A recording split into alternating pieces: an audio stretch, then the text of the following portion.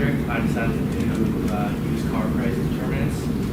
And my motivation behind this project was for many college students, they have either never bought a car or they've never bought a car by themselves before with the help of their parents. And the used car market is, as many of you know, massively confusing, inconsistent, and car salesmen that are just trying to make a quick buck off you. So as a result of this, a lot of first-time buyers end up getting ripped off and overpaying for a vehicle that also may not be as reliable. And by building a regression model to predict used car prices, I want to give the youth of America a leg up on what a fair price should look like for different vehicles.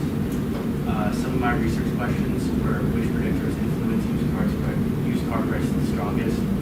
This including accident history, title status, and improved model performance. And do exterior and interior colors really affect used car prices, or are these mostly just visual preferences? And I used a data set off of Kaggle, and my variables were mileage, even though this is not a typo, they wrote village on the data set, so I don't know why they chose to do that. And then model year, brand, model, accident history, clean title, and then exterior color and interior color. I had to do a lot of cleaning with this data set, as both the mileage and prices had non-numeric characters such as the MI for mileage and the dollar sign, which I removed using the GSub function. A lot of the cars were there were a lot of extreme outliers, so to take care of this, I used the filter function to filter out any cars that weren't under $200,000, under 300,000 miles, and not purchasable for after the year 1990. There were almost 1,900 unique car models, and this just made graphing and the regression model a nightmare. So to take care of this, I lumped any unique models that didn't have at least, I think it was 50 listings in the data set into another category.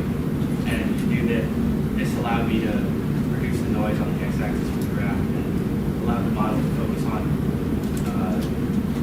more car models that had more entries in the data set. And then I converted all the categorical variables to factors, and then I transformed the price and mileage distribution using log. As you can see, most of my prices were between 17,000 and 48,000 range, and then the same for mileage, most were between 25,000 and 25,000. So here you can see that both mileage and model year kind of have like a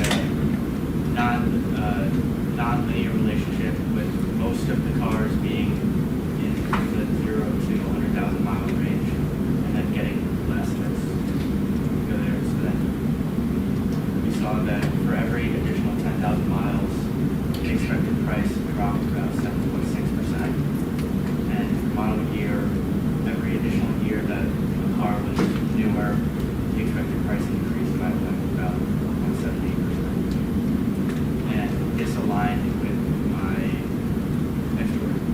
data analysis that newer cars are more expensive. Box plots for title status showed that as clean title cars are more expensive on average, it really didn't make as much of a difference compared to accident history, where you can see that at least one accident did affect the car's price, and that was lower.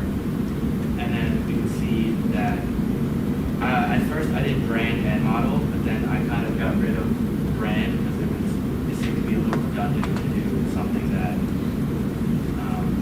like a car model is only going to be under one brand. So as you can see, something like a Porsche 911 would warrant a higher average price than something like a Ford F-150. Some of the methods I use for this, I use multiple linear regression with log price. I selected variables based on the EDA and interpretability. I scaled down the mileage by 1,000 to stabilize both measures, and the diagnostics I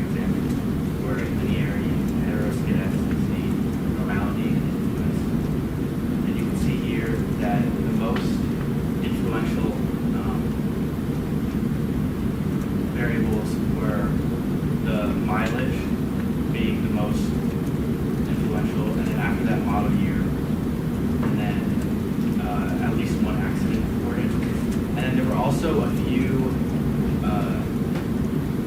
specific car models, for example, like a Porsche 911 or a BMW M Series, which were seen as like luxury or sports cars, which typically warrant a higher price. For my diagnostic, there was some non-linearity in the line, but this is to be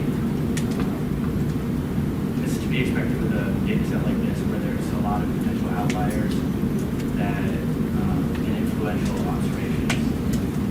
The QQ plot showed that most of the data in the middle, which is what we're focusing on mainly, was normal, but there were some deviations at both tails. And this also suggests that there might have been some outliers or something in the like higher prices.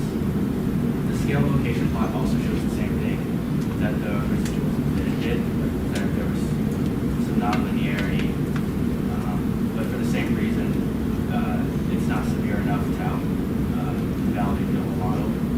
And then the Cook's distance showed us that there were a few potential outliers, and these should be looked at further, but they didn't really dominate the model as a whole.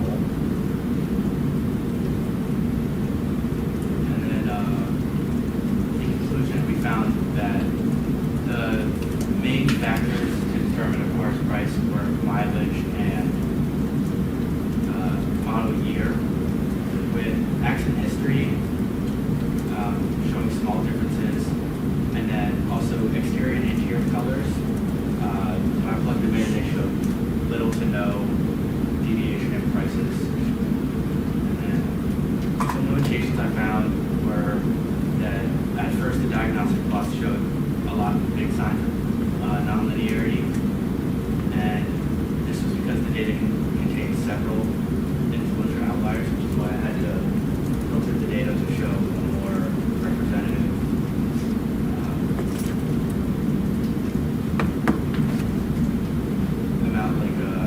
amount of data. And then also the decision to lump brands into broader categories and like another category helps for simplifying visualizations and help the model, but it also removes some detail from less common vehicles. For example, some specific trims that could have helped us to further predict more or rarer cars prices. And then some other variables that I would have liked to have studied would have been location, trim level, and some additional packages, which could have influenced the price, but this was not available in the data set that I used. And then finally, the data came from online listing prices rather than final sale prices, and this may reflect higher prices to the fact that most people, when they're buying a car, they tend to negotiate the price down at least a little bit.